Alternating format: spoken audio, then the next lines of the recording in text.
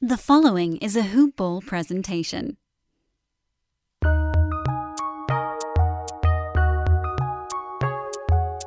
Welcome to the Fantasy NBA Today podcast.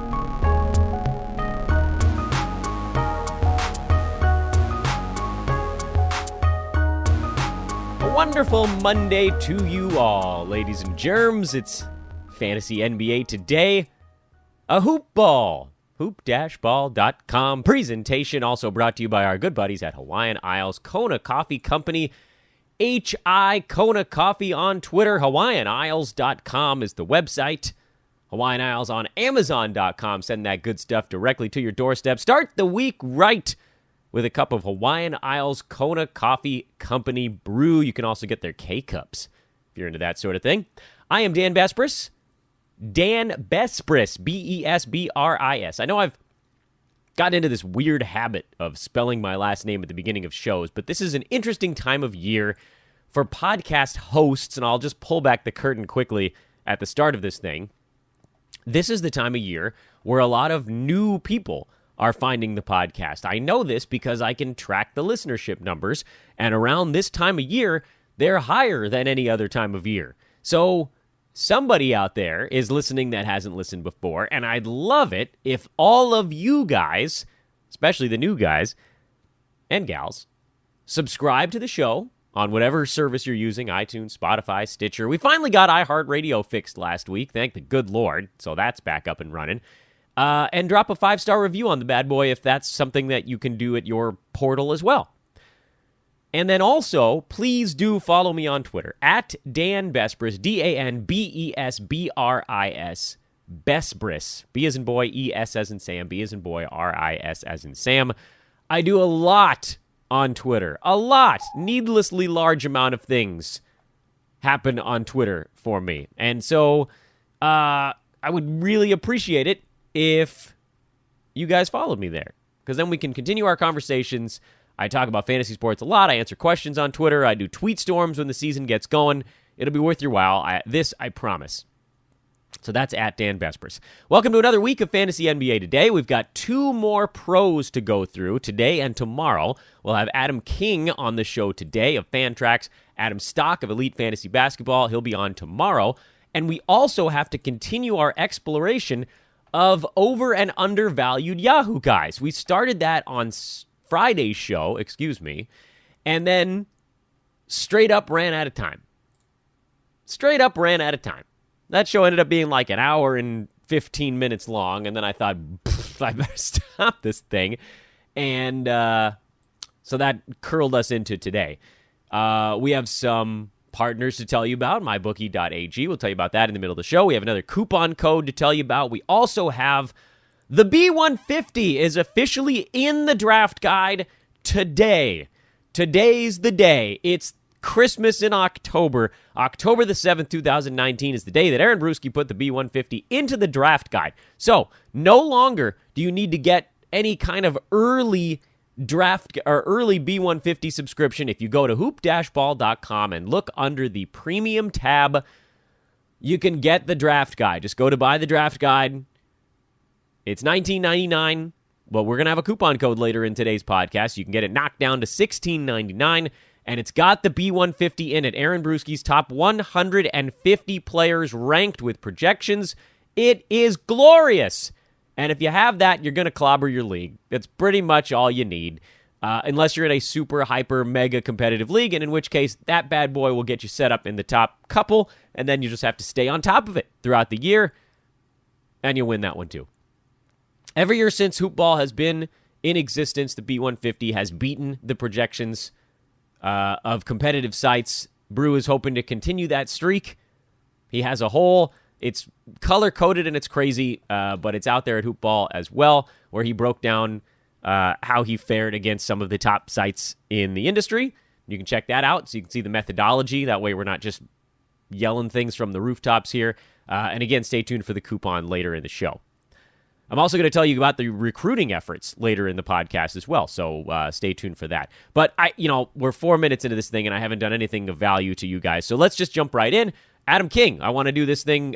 He's waited long enough. We recorded this like a week and a half ago, and the poor guy's had to wait to hear his segment air, but he's been very patient. He's happily running our league, a 20-team industry Roto league. That's also happening. Let's jump right into that now. Pro Weeks on Fantasy NBA Today. I do enjoy this time of year. This is where I get to either argue or happily agree with at least, and there will be 11 here that have to do with the mock draft, but at least 11 of the best minds in Fantasy NBA today. Today I am joined by the great Adam King at AdamKing91. If you want to give him a follow on Twitter, I suggest that you do. ADAMKING, and then the number's 91. He's the lead fantasy basketball analyst over at Fantrax, where we had this draft. Adam, welcome to the show. First time on the pod, I think, right? It is. It's the first, my first time on any pod. So very excited to be here. Wow, this is going to be a great day. I'm just going to ruin your experience for podcasts forever. This will be my first and last podcast. Yeah, I was going to say. Well, it was fun. At least I got to be the one to destroy this world for you. That's right. That's right. So, briefly, since it is inaugural, your podcast debut, I figure, we can use a moment here to just kind of introduce you a little bit. How did you end up over at Fantrax? How long you been over there? And tell your buddies thanks for helping us host this draft. Yeah, look, I think I started in fantasy basketball by accident probably 6 years ago.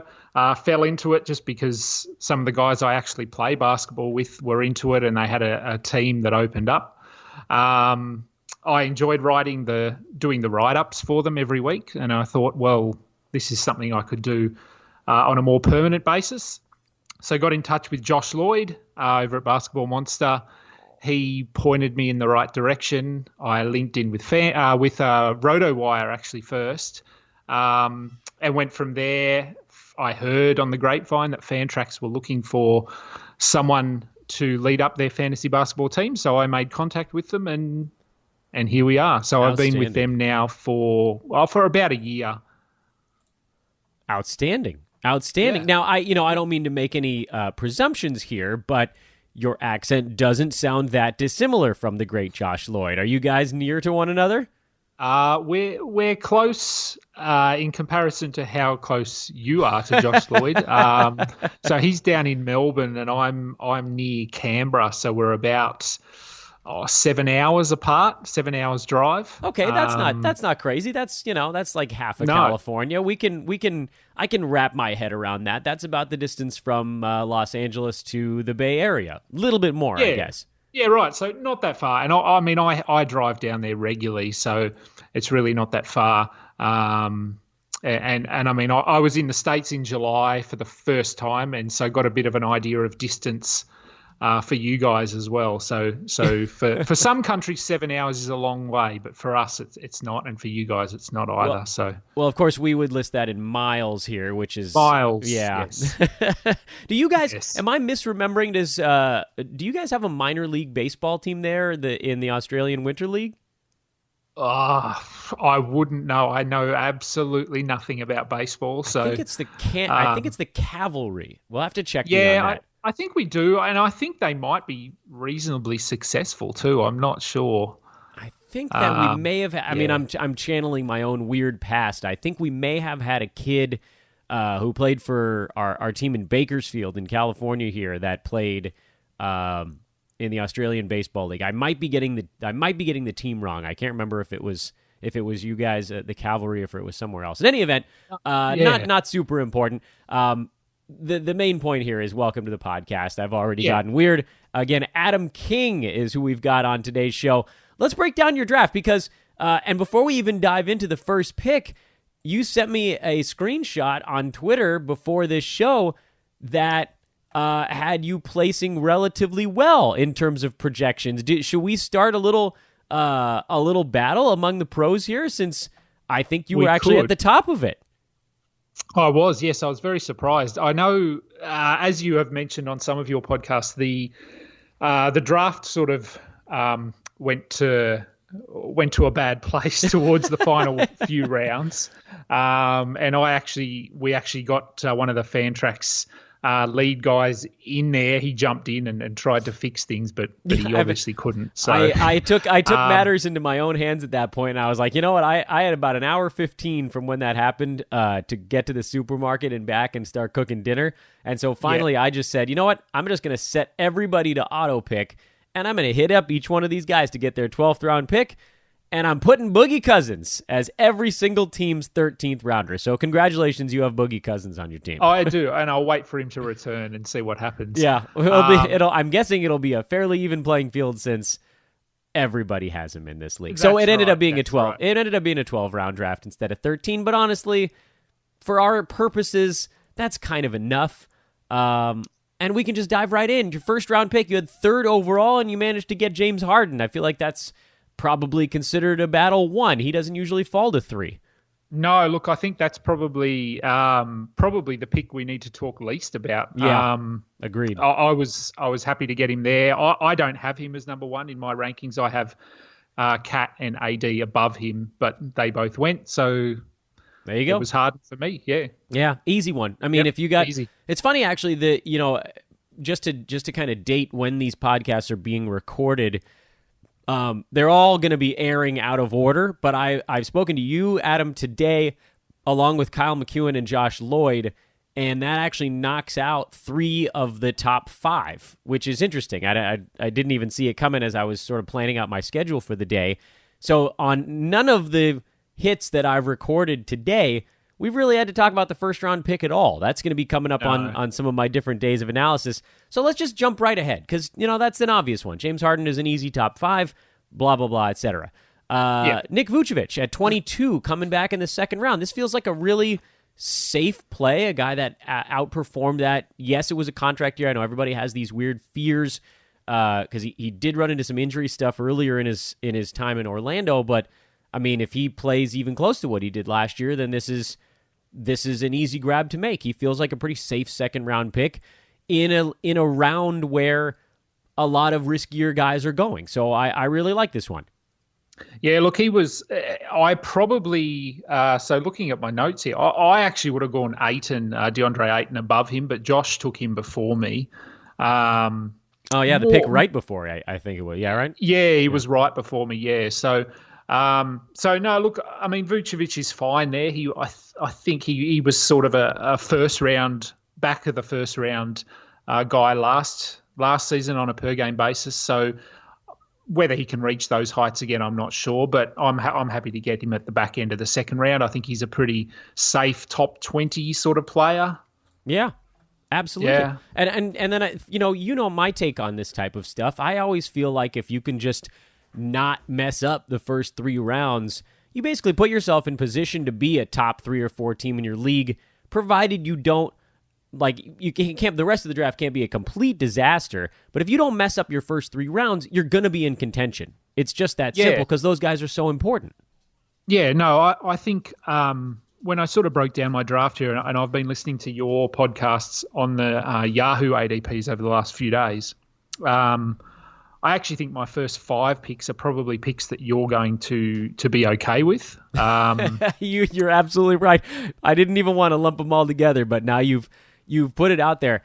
I love your first 5, man. This is exactly the way I would have gone in those 5 spots. Yeah, so my third, I mean, as we said, Vucevic, very safe there. You went safe in the third also. I did, yeah. Look, Miles Turner with my third pick, needing to chase blocks a little bit, given that Vucevic isn't sort of prolific in that category, and blocks can be tough to find later in drafts. So I just thought getting him there ensures that I'm at least going to be competitive in blocks.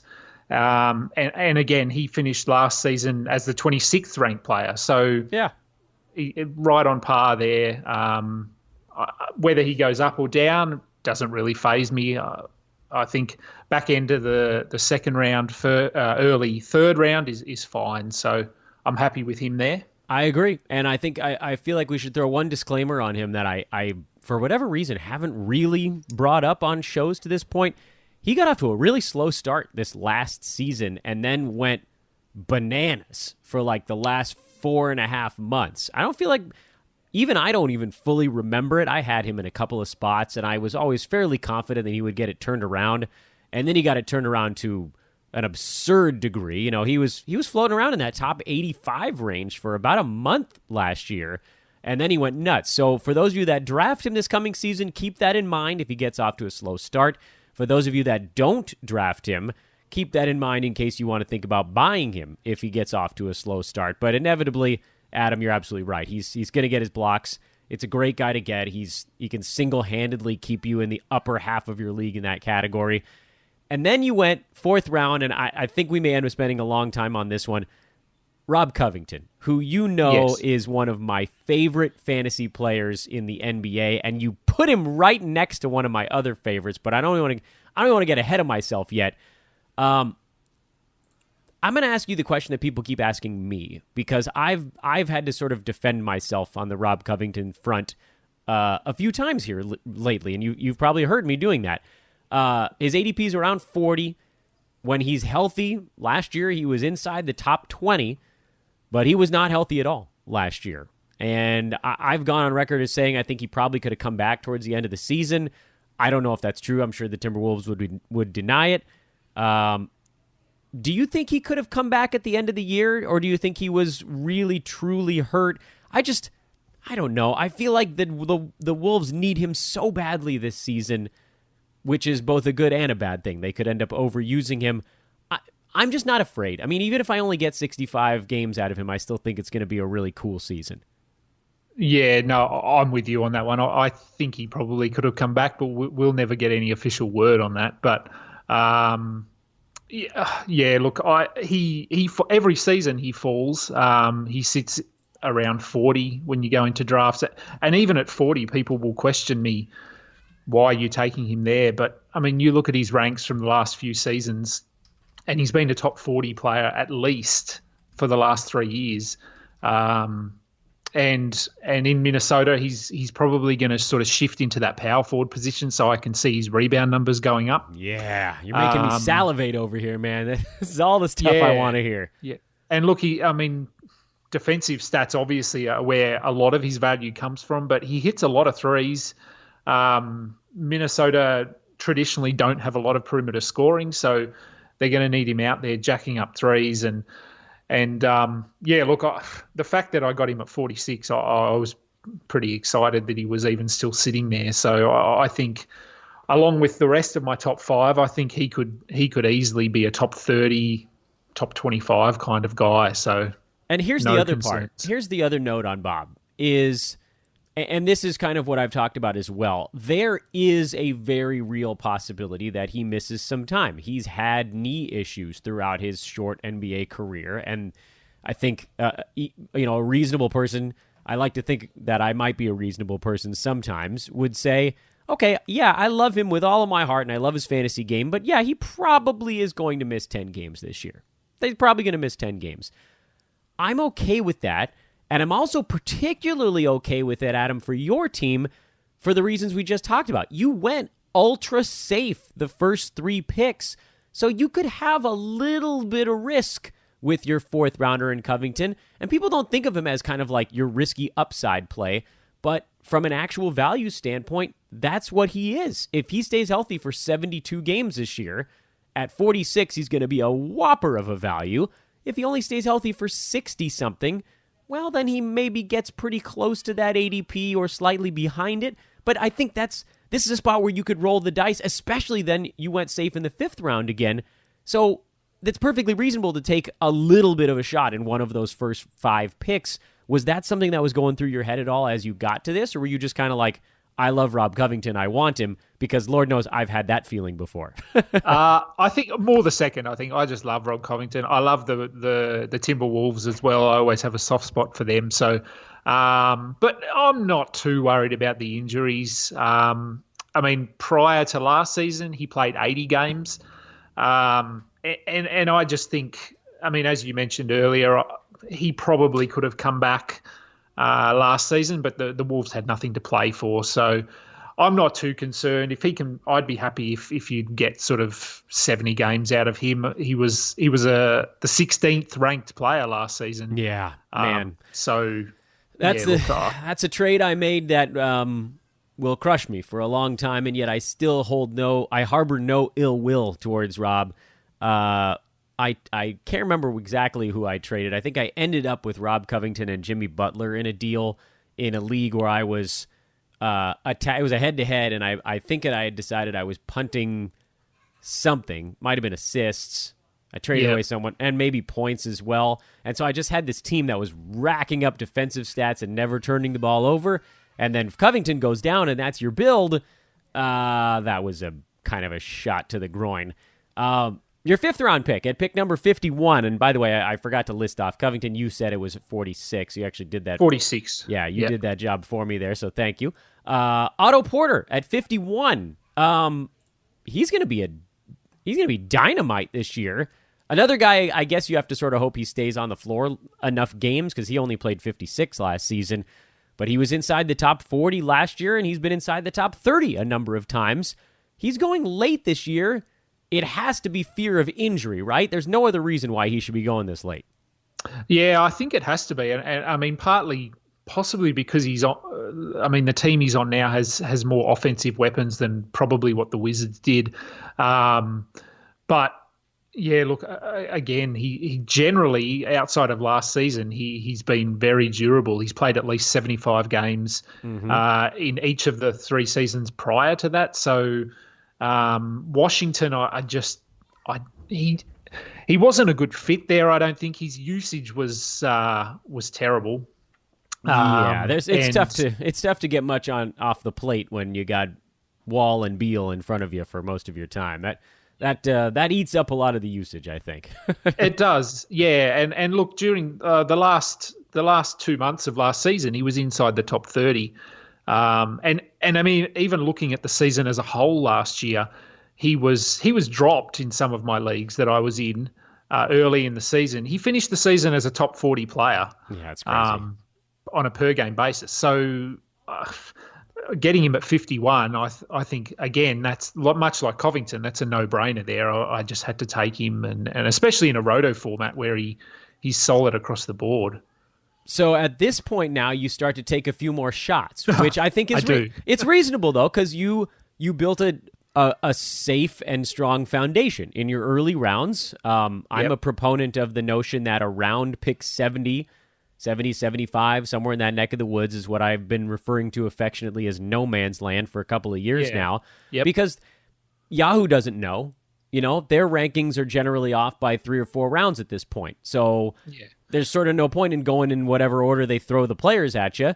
This is where you start to target guys a little bit more, guys that you think could have breakout seasons or beat their ADPs or whatever it is, and guys that you don't think are going to get back to you at your next pick. So we'll just go through them. Lonzo Ball was your first kind of take a shot guy at pick number 70. I mean, you actually said it. I took a little bit of a shot here. I'm a little bit afraid of what's going on in New Orleans, but I'd love your logic on why you're taking a chance on him. I mean, Lord knows his fantasy upside is through the roof if he could ever get a shot to drop on top of his other stuff. Yeah. I mean, I love what he can do. I even, looking back on my team, there's a bit of a theme again, which I wasn't doing on purpose, but I actually got quite a few guys in my team that give you out of position stats, and I think Lonzo is one of those. He rebounds really well from the guard position. He'll give you blocks. Percentages obviously are a bit of a negative for him, but I like to be a glass half full kind of guy. So I like to think that his percentages might come back a little bit this year.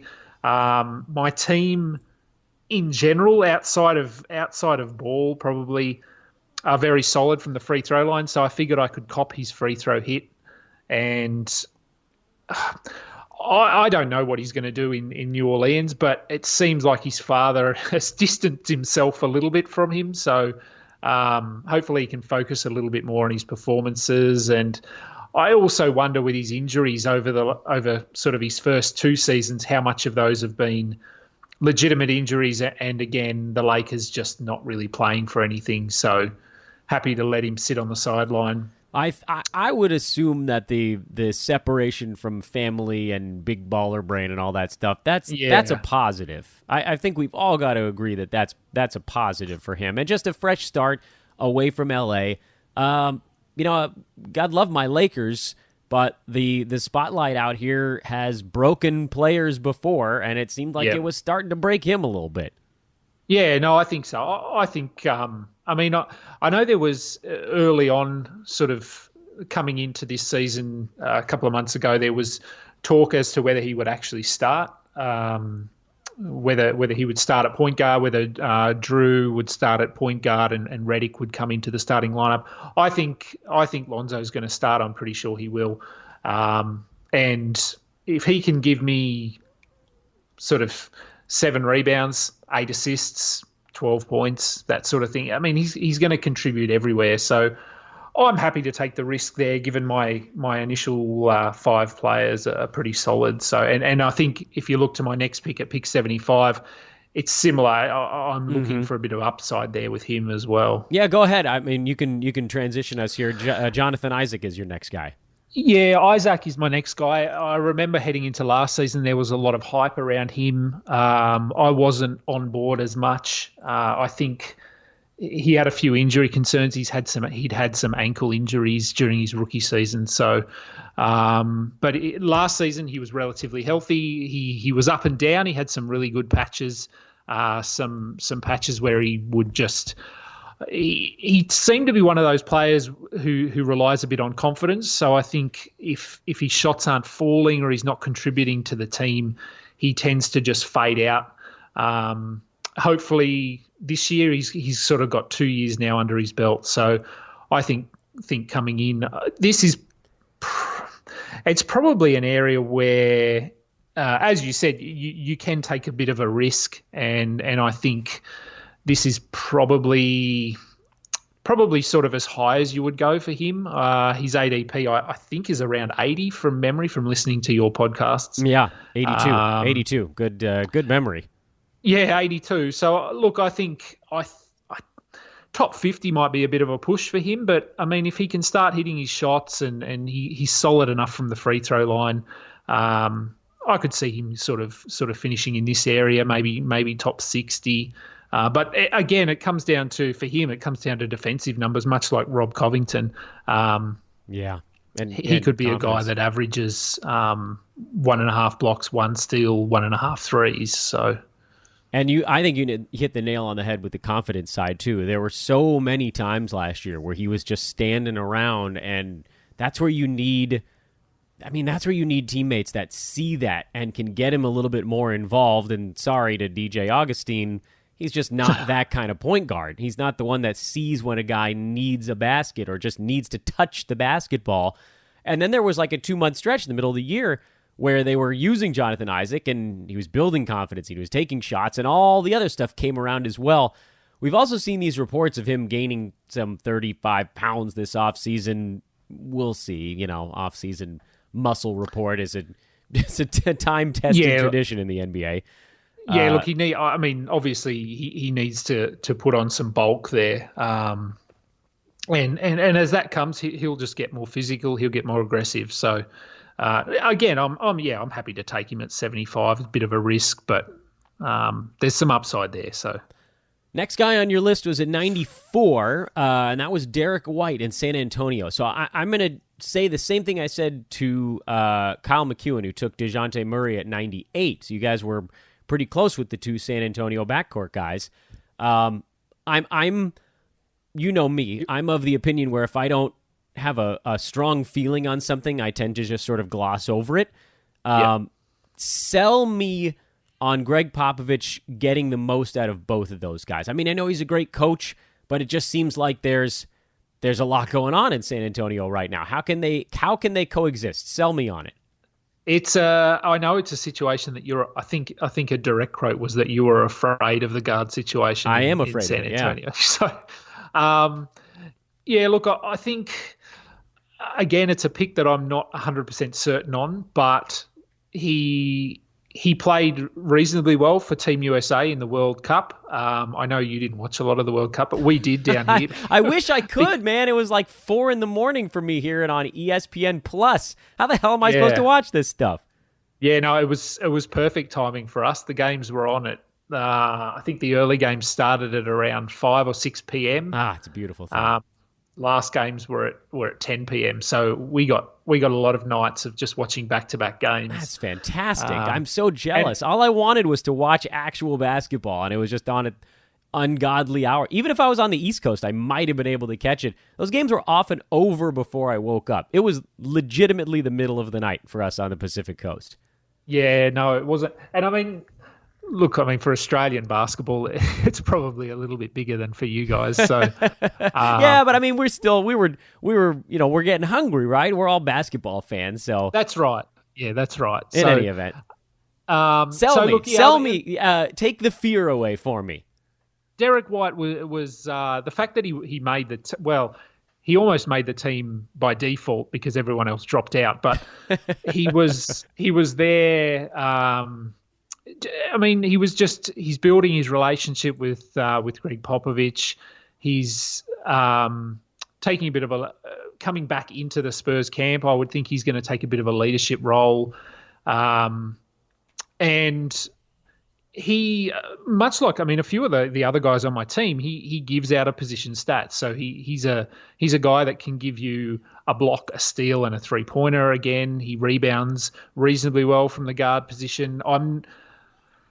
It is tricky to see where his minutes are going to come from, given DeJounte Murray and the hype that surrounded him coming into last season. Yeah. But I think there's a world where DeJounte Murray and Derek White can share the court. It is going to be tough, given they're both they're not prolific 3-point shooters. So spreading the floor is a bit of an issue there, but their defense, I just think they provide a lot more on the defensive end when you compare them to, say, DeMar DeRozan or Patty Mills. Sure. So I think the Spurs are an interesting team this season. I think they could very well finish sort of top 4 in the Western Conference, but they could also miss the playoffs altogether. Yeah, they're a weird bunch, man. There's no doubt about that. Yeah, and so here's no depth. My follow-up there. Either. Yeah, I just, when I say I'm afraid of something, it doesn't necessarily mean that I think it's wrong. I just don't have the confidence to pick a side on it, so I usually just move on to the next thing. Yeah, no, it's and again, if I hadn't gone pretty safe with my first 5 picks, I may not have taken White there. I might have gone for a sure thing, but given what I had early, I'm happy to take a risk there and see what happens.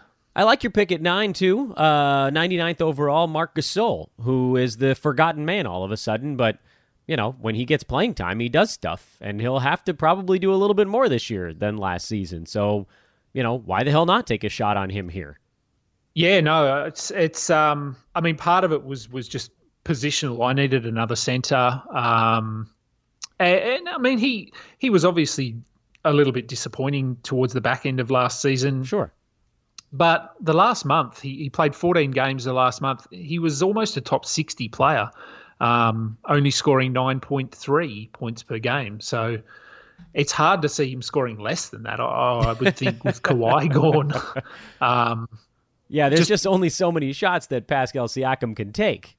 That's right. Yeah, so he's he's a handy passer, along with Vucevic. Again, my out of position stats. I think Gasol and Vucevic can get almost a combined 10 assists between them. So he'll block shots. He obviously isn't as young as he used to be, and he's not the player he used to be. But if I can get him at around pick 100, I could see him easily sort of finishing inside the top 80, top 70. Given the role that he's going to have to play. Serge Ibaka's there, but I think they fill different roles, so I'm not too worried about him. So I've been clumping the last 3 picks together in these discussions because I feel like this is really, these are the official late rounds. This is where you're just, you're flipping a coin, you're throwing a die, whatever you want to call it. You're just sort of throwing one up to the sky. Yours are ones that I can really get behind. I can see the logic behind each one of these. Davis Bertans was your 10th rounder at 118. Rudy Gay was your 11th rounder at 123, getting a little more San Antonio Spur action on that team. And then this was the, post facto, I need a 12th round pick, Evan Fournier, which is fine. He wasn't very good last year, but he's generally floating around that top 95 mark on a season-to-season basis. Rudy Gay was actually way better than people realized last year, and he's barely getting drafted in leagues right now. But, if memory serves, he was around the top 80 mark last season. I don't know that these are what you'd call traditional massive upside guys, but they are dudes that, for one, if any of your mid-round shots, if they don't pan out, these guys could slot in very easily into those spots. And number two, this is a Roto league with a games cap, so you want to have somebody that you can sort of flip in there, make sure you don't fall far behind. If Rudy Gay's a top 80 guy, fantastic. If Evan Fournier's top 100, these are good guys to have to sort of plug in when you need someone to chew up a game, and they each serve a purpose. Fournier can get you some scoring. Gay, more the percentages guy. Bertans, if he lands, you get you a bunch of threes and probably some boards. Am I thinking along with you